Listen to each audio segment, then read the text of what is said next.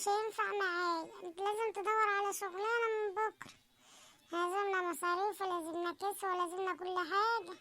قاعدين لينا بيت يا ست هانم، لما نروح البيت نتكلم. عيب كده، اللي ماشيين في الشارع بيبصوا علينا. ماشي يا اخويا، واللي فالح فيه ده، ما انت مكسوف يا اخويا، ما تدور لك على شغلانة. خش يا ست هانم، مجرساني يا فطحاني في الشارع. ليه يا اخويا، انا قلت حاجة عيب ولا حاجة غلط؟ لا سمح الله. بقول لك انزل شوف لك شغلانة بدل ما انت قاعد لي كده، طالما محروق قوي ومكسوف قوي. ما انا نزلت كذا مرة ادور على شغلانة، مفيش اي شغل، والحال واقف مع الكل مش معايا انا بس يا ست هانم. يا ريت بس تعديلي كلامك شوية معايا.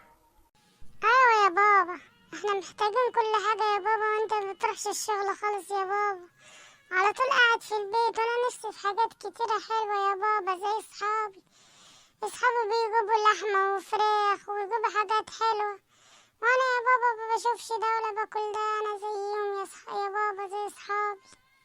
ليش يا حبيبي، ان شاء الله بكرة تفرج واجيب لك كل اللي نفسك فيه يا حبيبي. ولا تزعل نفسك يا ابني، انا غصب عني يا حبيبي، ما تزعلش مني. شفت يا اخويا الواد بيقول لك ايه؟ اتفضل بقى شوف لك شغلانة بدل ما انت حرمتنا من كل حاجة حلوة نفسي فيها. سمعت الواد بيقول لك ايه؟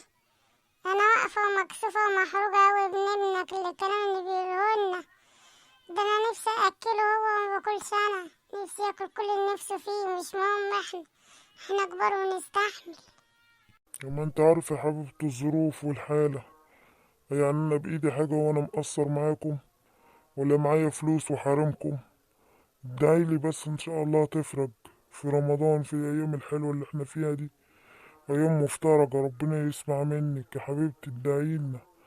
ادعيلي بس ربنا يفرجها عليا كده بشغلانة حلوة، وانا اجيب لكم احلى لبس واحلى اكل، وعايشكم احلى عيشة. ربنا يفرجها يا اخويا من عنده، وانا اكره ده يبقى الخير يعم عليا انا وابني وانت.